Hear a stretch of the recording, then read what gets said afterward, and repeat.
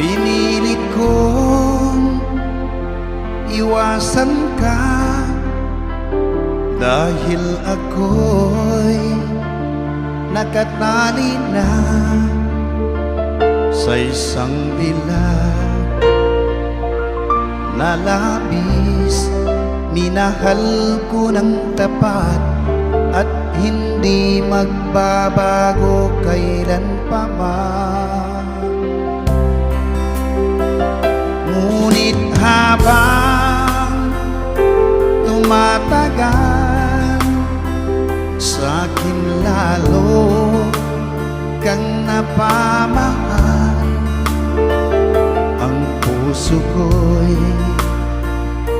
nalilito dahil sa naramdaman.